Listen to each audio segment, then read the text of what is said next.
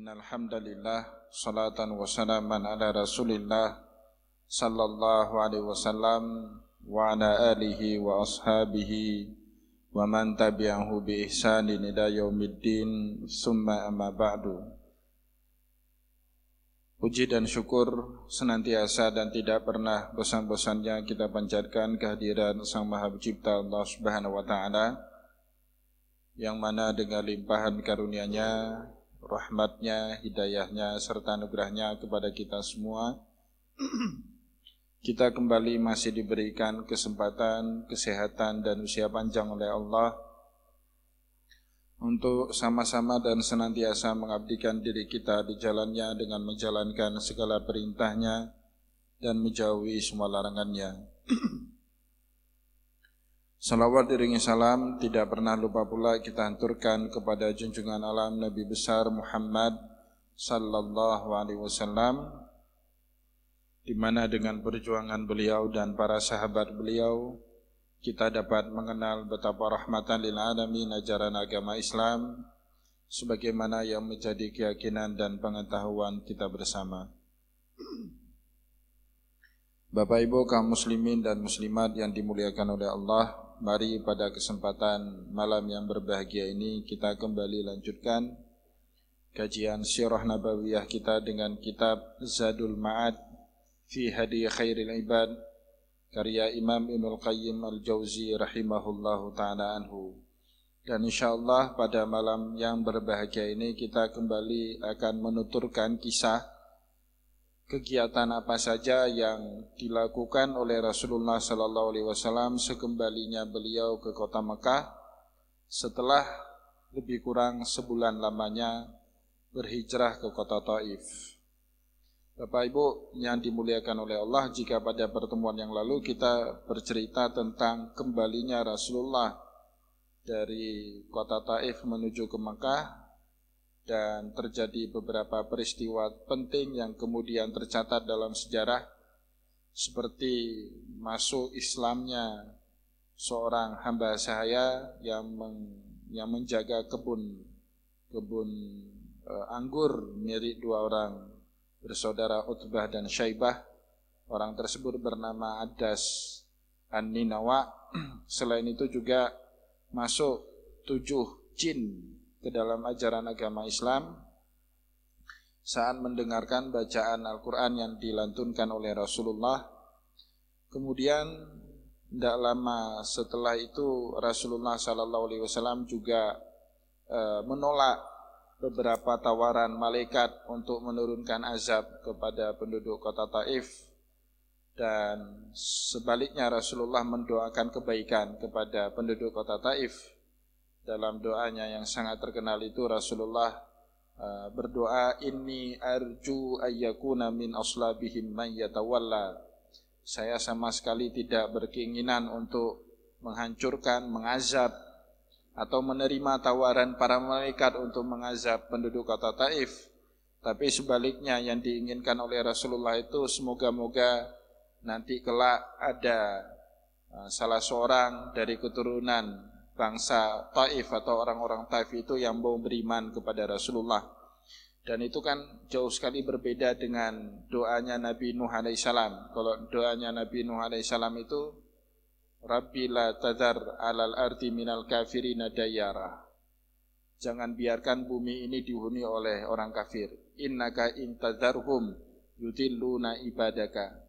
Jika engkau membiarkan orang kafir tetap berhuni di muka bumi ini, maka pekerjaan orang kafir itu yudilluna ibadaka. Mereka akan membuat hamba-hambamu lain menjadi sesat sama seperti mereka.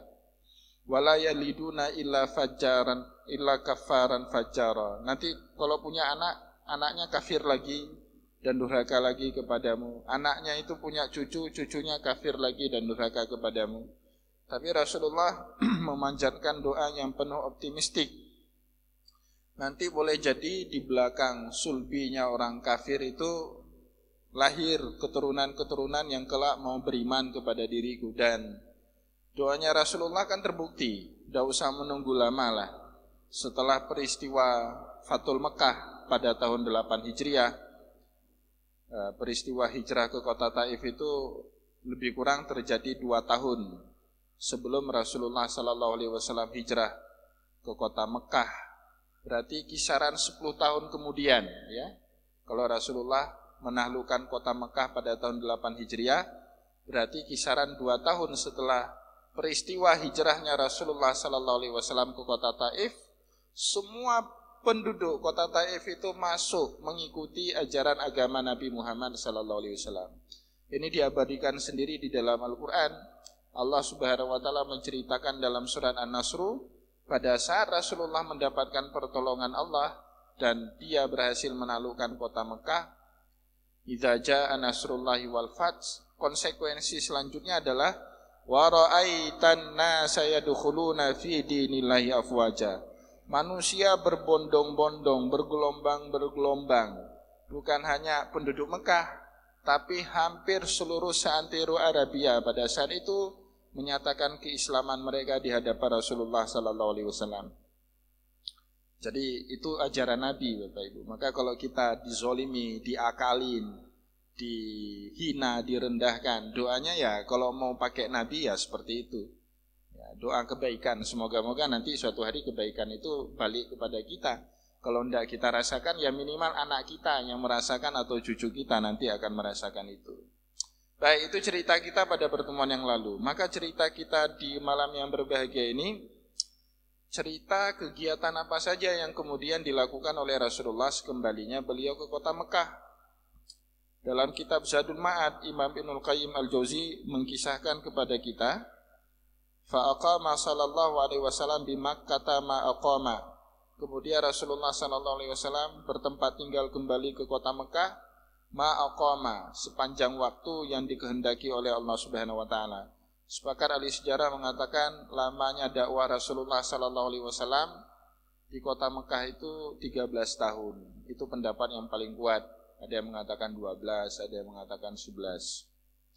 Yad'u al-qabaila ila Allah Ta'ala. Beliau tidak berputus asa, tidak punya sikap pesimis, tetap optimis, mengajak qabail. Qabail itu jamak dari qabilah.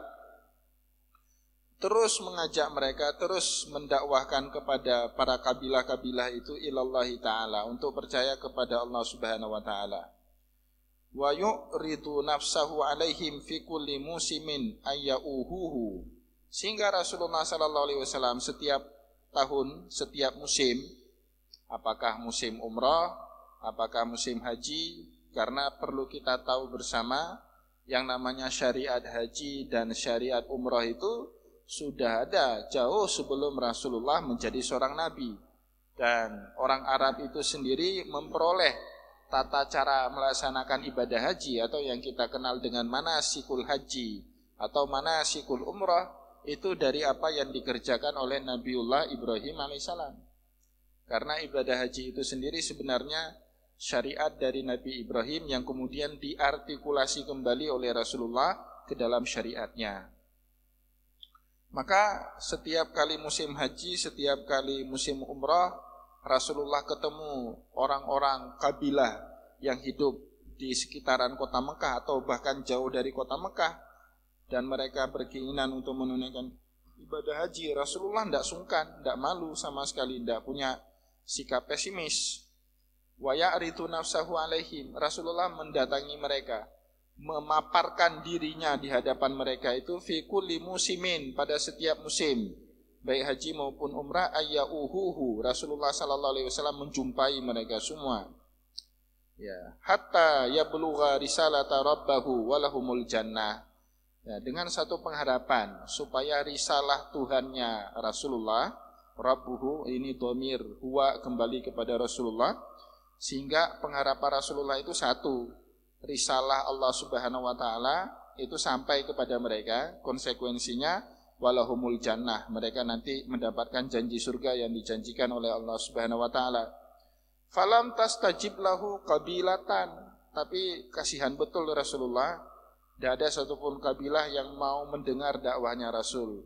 Atau ada yang mau mendengar tapi tidak mau mengikuti atau tidak mau mempercayai ajaran Rasulullah sallallahu alaihi wasallam. Jadi kalau kita baca ke dalam kitab sejarah yang lebih lengkap, yang lebih besar, saya selalu biasanya merujuk ke Sirah Ibnu Hisham. Karena kitab Sirah Ibnu Hisham itu termasuk kitab sejarah yang cukup tebal, 4 jilid. Satu-satu jilid itu bisa memakan 800 sampai 1000-an halaman.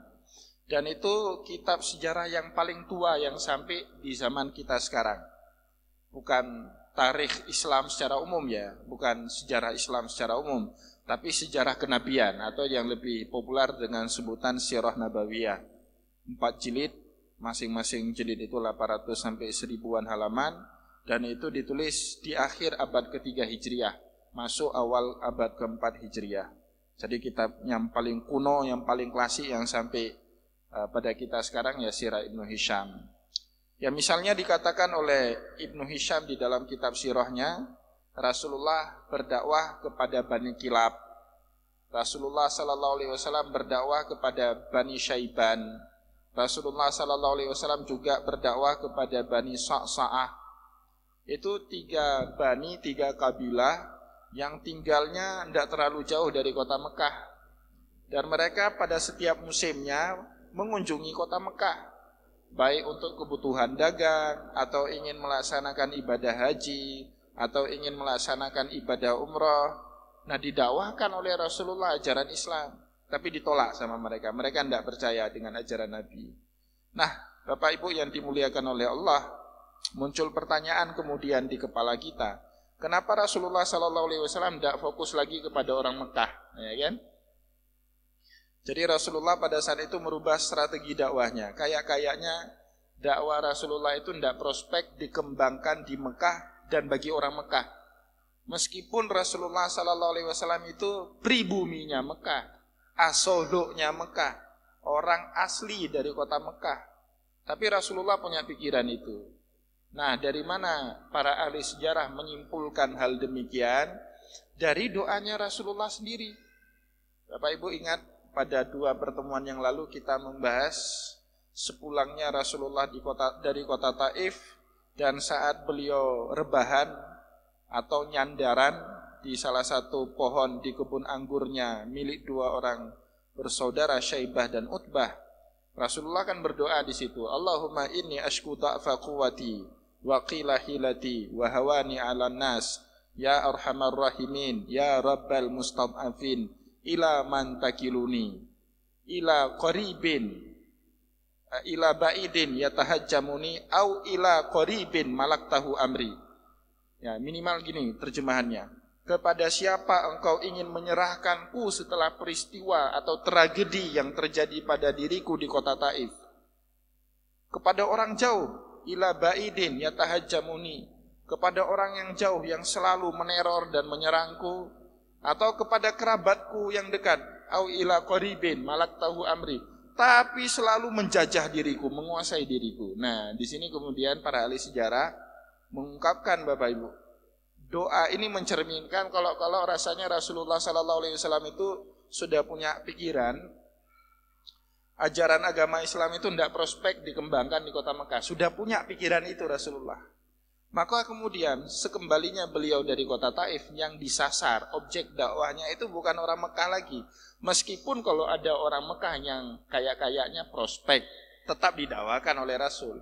Tapi fokus dakwah Rasulullah itu dikembangkan kepada para pendatang yang datang ke kota Mekah Al-Mukarramah.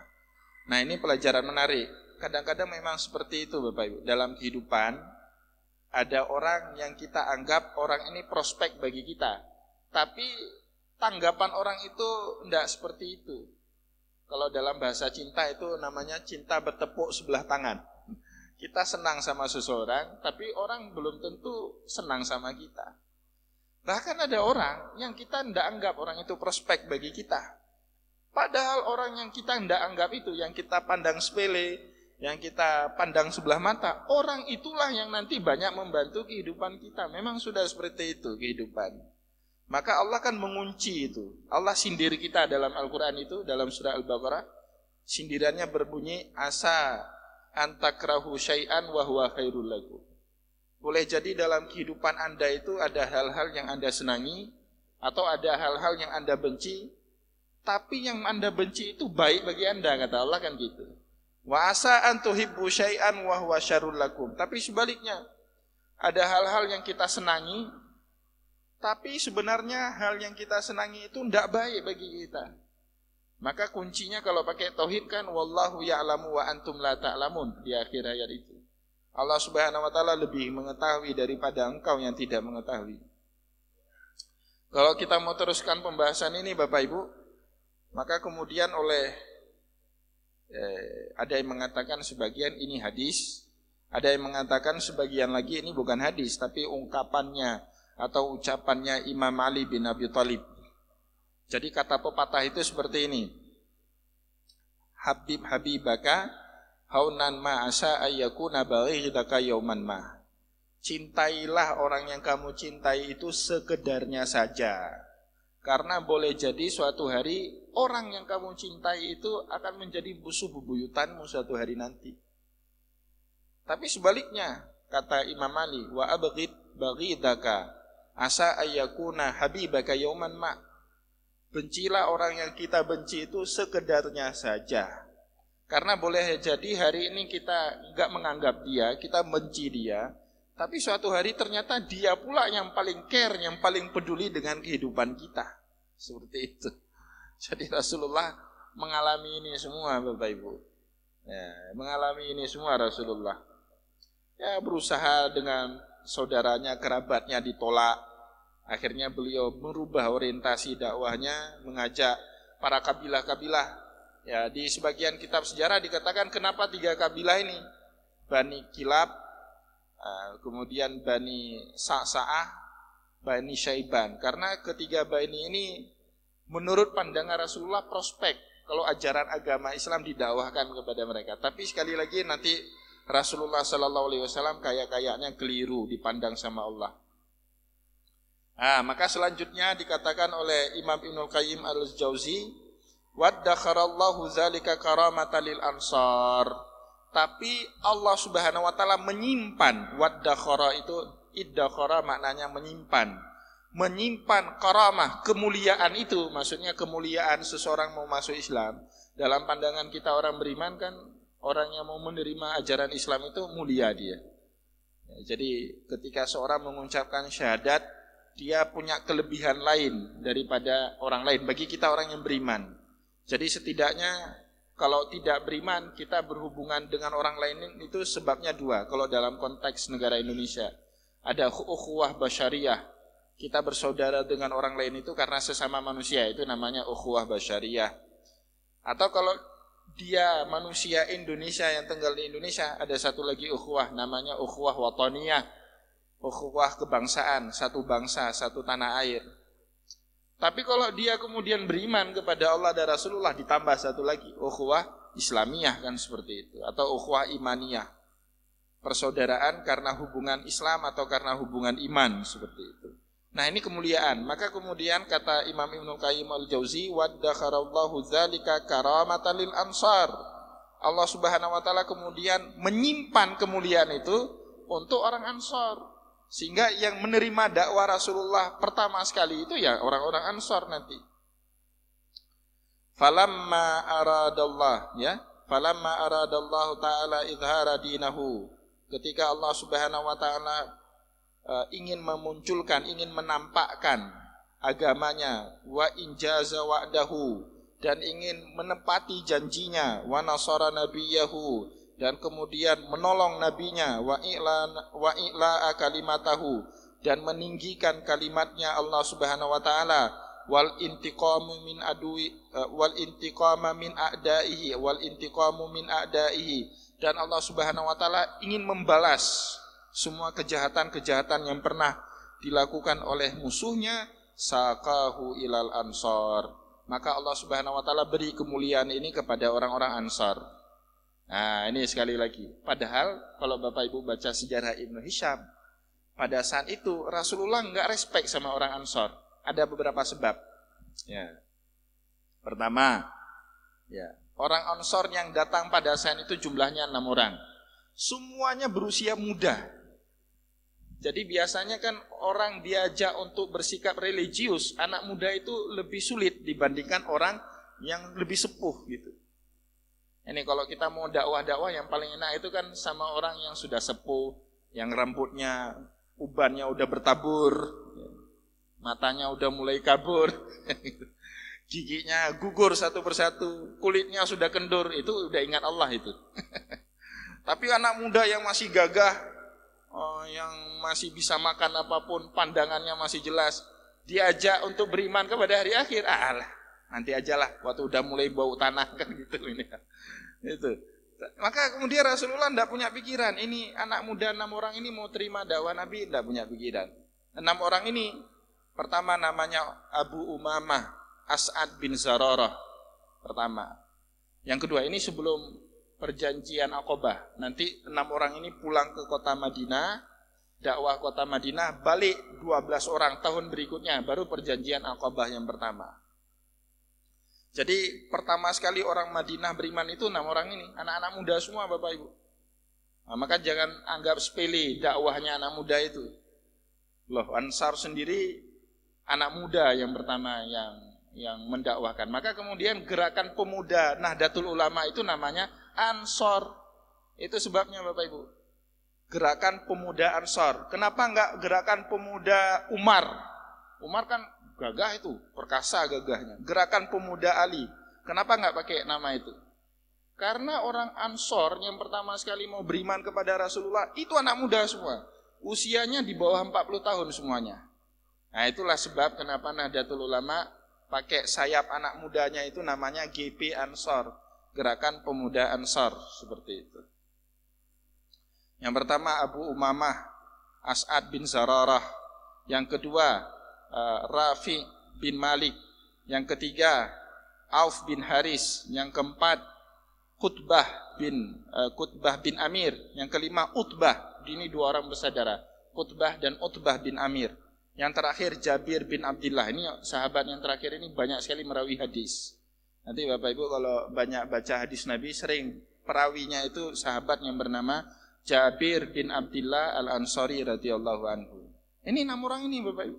Jadi Rasulullah lihat dari jauh, itu diceritakan dalam kitab Sirah Ibnu Hisham, lihat dari jauh, ini anak muda, ini nampaknya nggak akan dengar dia, tapi tetap didekati oleh Rasulullah. Yang kedua, sebab Rasulullah menganggap orang Ansor kurang prospek, itu orang Ansor ardusu, ya ada sebutan dulu di dalam hadis Nabi sebelum Nabi Muhammad hijrah ke kota Madinah, Rasulullah itu memperkenalkan istilah ardusu. Ardusu itu negara yang di dalam negara itu atau kawasan atau daerah yang di dalam kawasan itu banyak praharanya, banyak krisis multidimensinya, itu namanya ardusu. Contoh Bapak Ibu, di dalam Al-Quran itu kan ada firman wattaba'u ma tatlu syayatin wa ala mulki Sulaiman wa ma kafara Sulaiman walakinna kafara syayatina yu'allimuna an-nasasir wa ma yu'allimani bi babila Harut wa Marut.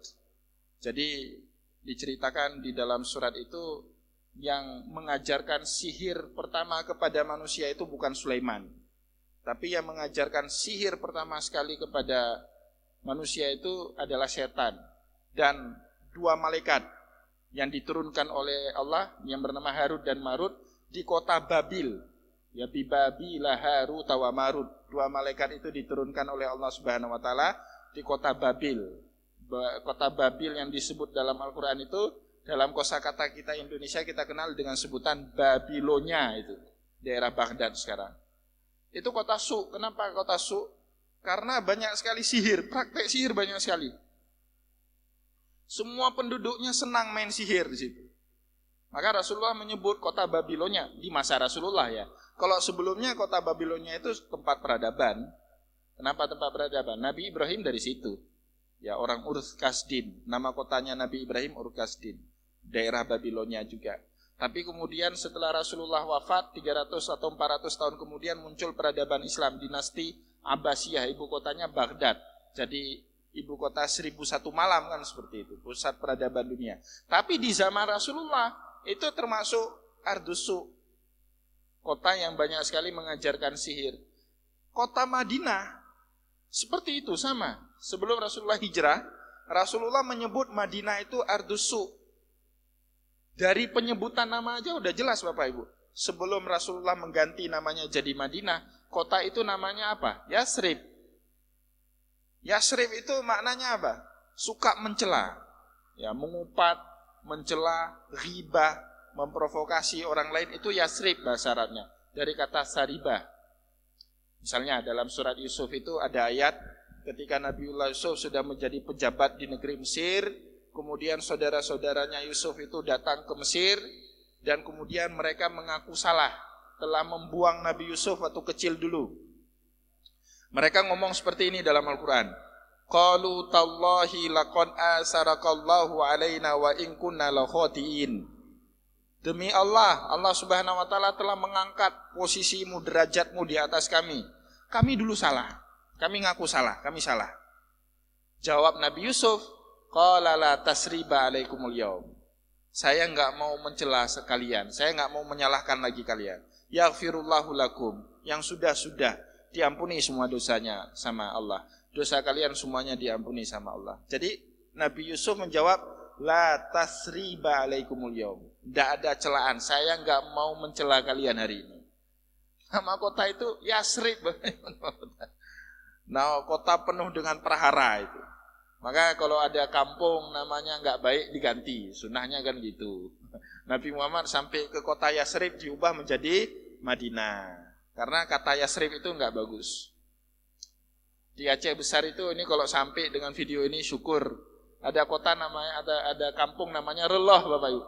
Tahu ya, kampung Reloh nama kamu. Ya semoga-moga orangnya enggak rusak kan gitu. Reloh artinya rusak. Cukup nama kampungnya saja. Ya, tapi ada langkah baiknya kalau mau diubah kan seperti itu. Baiknya seperti itu. Maka Bapak Ibu yang dimuliakan oleh Allah, nama kota Yasrib itu persis dengan fakta yang terjadi Yasrib.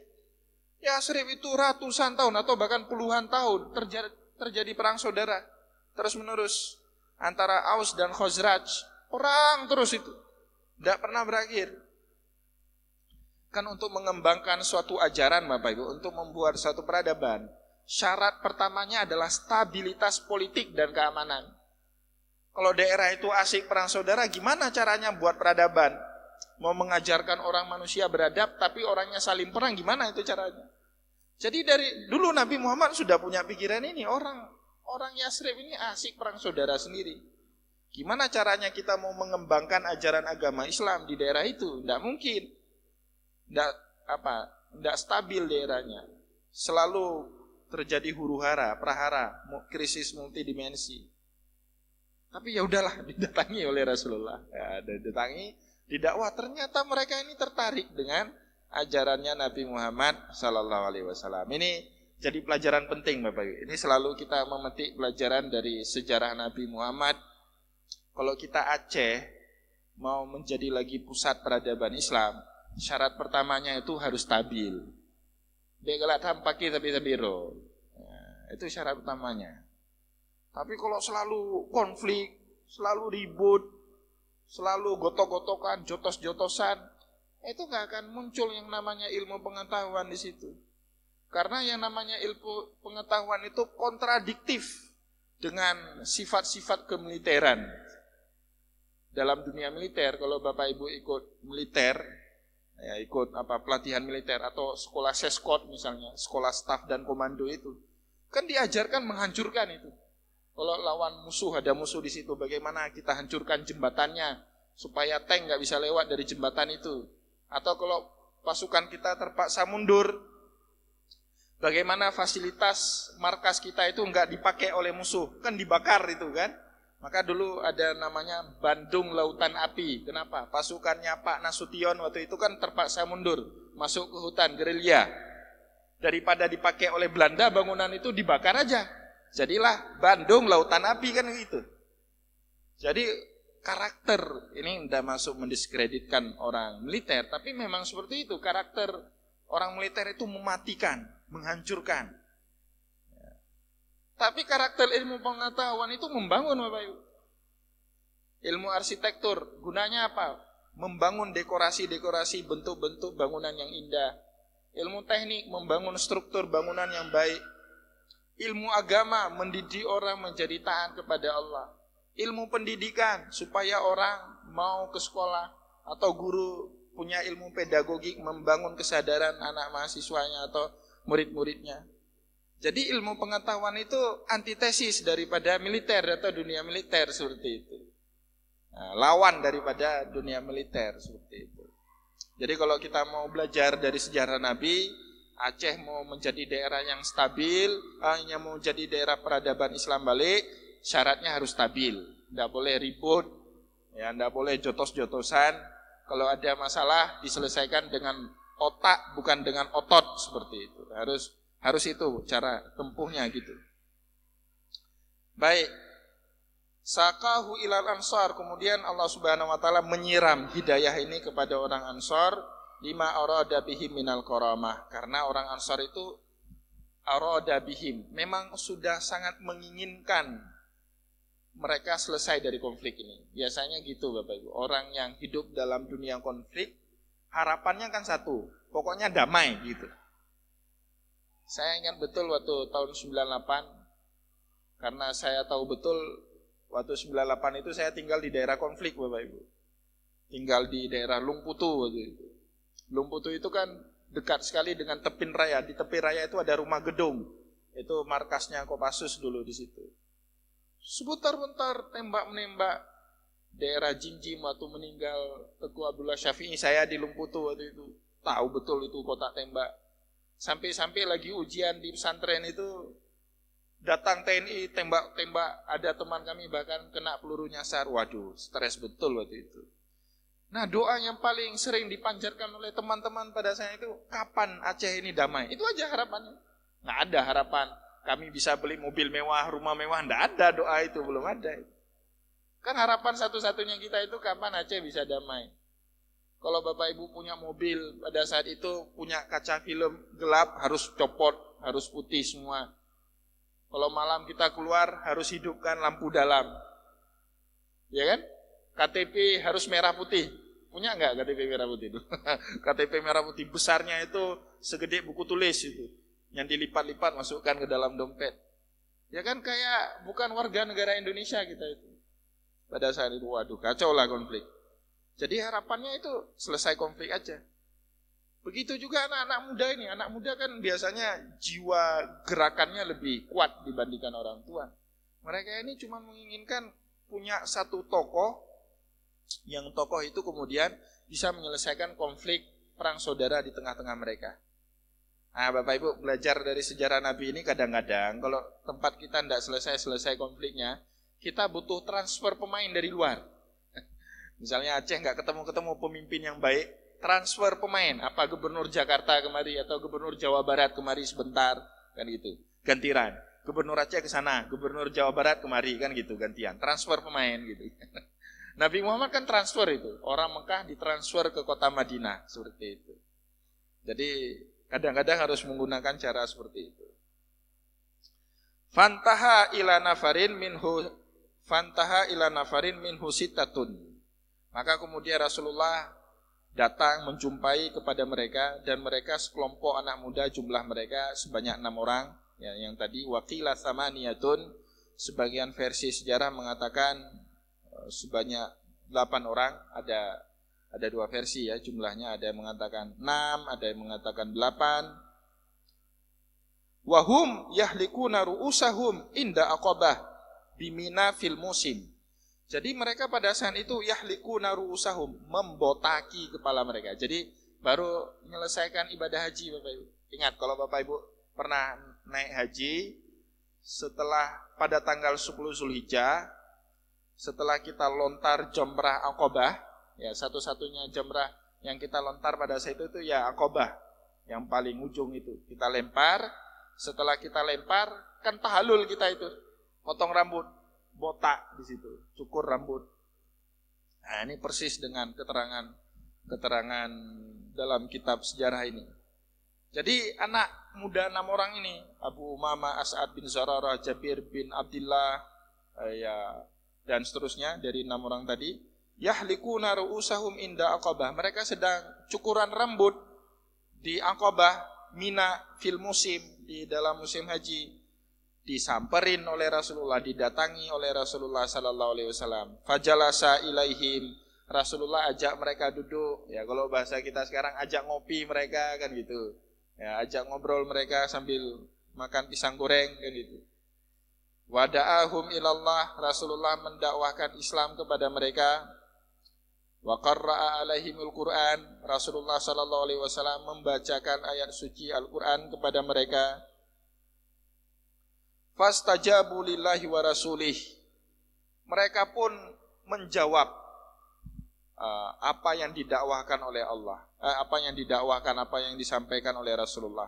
Fastajabu lillahi wa rasulih, mereka menjawab atau menerima ajakan dari Allah dan Rasulnya itu. Ya, jadi kalau kita belajar lagi dari ini Bapak Ibu, dari Rasulullah,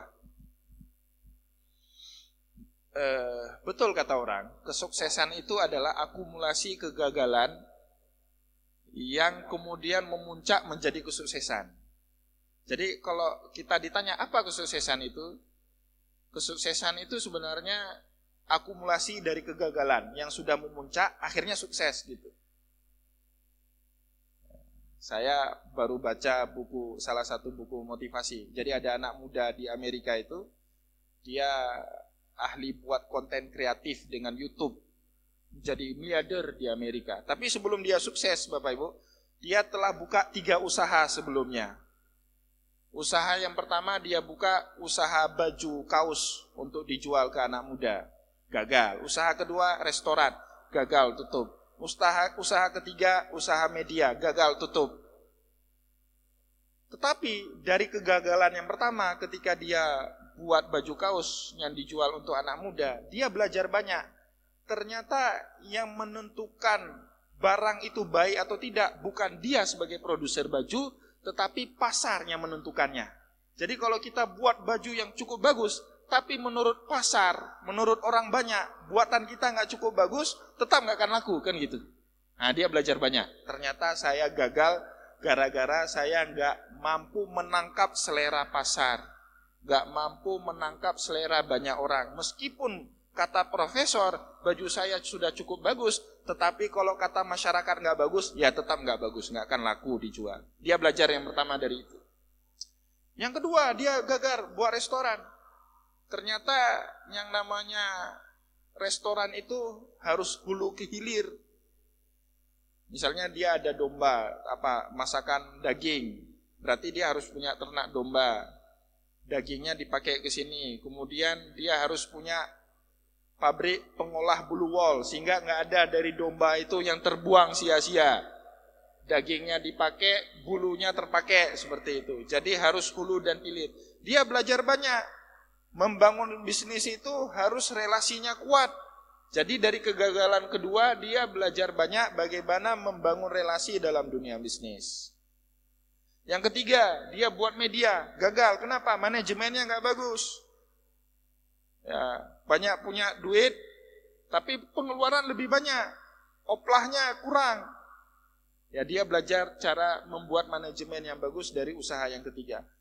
Kumpulan akumulasi kegagalan 3 ini, bagaimana cara menangkap selera pasar yang pertama, bagaimana membangun jaringan dalam bisnis yang kedua, bagaimana membangun manajemen yang bagus yang ketiga, dia wujudkan dalam bisnis yang keempat, sukses jadi miliarder. Nabi Muhammad kan gagal selalu dakwahnya di Mekah, gagal. Sempat gagal dulu dakwah sama Abu Lahab, senangnya dakwah sama pejabat, Abu Lahab, Abu Jahal, Abu Sufyan. Datang Abdullah bin Abi Maktum, diacuhkan, dicuekkan sama Rasulullah, tidak prospek ini orang, buta matanya. Rasulullah rajin betul dakwah dengan para bangsawan, para pesohor itu. Turun ayat dari Allah negur Nabi Muhammad, abasa wa tawalla an ja'ahul a'ma wa ma yudrika la'allahu yazakka. Kenapa kamu bermuka masam dan memalingkan dirimu an ja'ahul a'ma ketika seorang buta matanya datang kepadamu? Ditegur sama Allah Nabi Muhammad. Nah, Rasulullah ternyata belajar dari itu Bapak Ibu. Ternyata orang yang kita anggap prospek belum tentu juga simpatik dengan kita. Belajar Nabi Muhammad itu ke Taif, karena dianggap Abdul Yalil, pemimpin di Taif itu masih kerabat ibunya Nabi Muhammad. Jadi Nabi Muhammad pikir, wah ini ada hubungan kerabat. dengan ibunya, pasti mau bantu dakwahnya Nabi. Ternyata enggak mau bantu.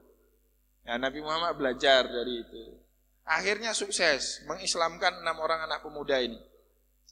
Ini kan kalau kita mau kaitkan dengan sejarah kemerdekaan bangsa kita itu Bapak Ibu pas betul. Soekarno dulu bilang 10 anak muda ya. Berikan kepada saya 10 orang anak muda, dia goyang-goyang. Ya karena nggak dapat 10 orang pemuda, ya betul-betul goyang Indonesia sekarang. Goyang dengan korupsi, goyang dengan konflik keagamaan, goyang karena konflik etnis dan seterusnya kan gitu. Betul-betul goyang. Rasulullah ketemu dengan 6 orang anak muda yang pas. Akhirnya 6 anak muda ini bersyahadat menerima ajaran agamanya Nabi. Warajau ilal Madinah. Balik mereka ke kampung halaman mereka. Menjadi duta dakwahnya Nabi ternyata. Yang namanya anak muda kan progresif.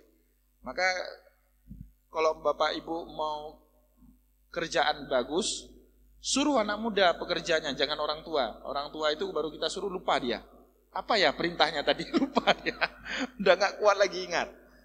Orang tua itu cukup konseptor aja seperti itu. Yang eksekutornya jangan lagi orang tua. Biar anak muda yang eksekutornya. Orang tua itu duduk manis di belakang meja. Dia yang konsep.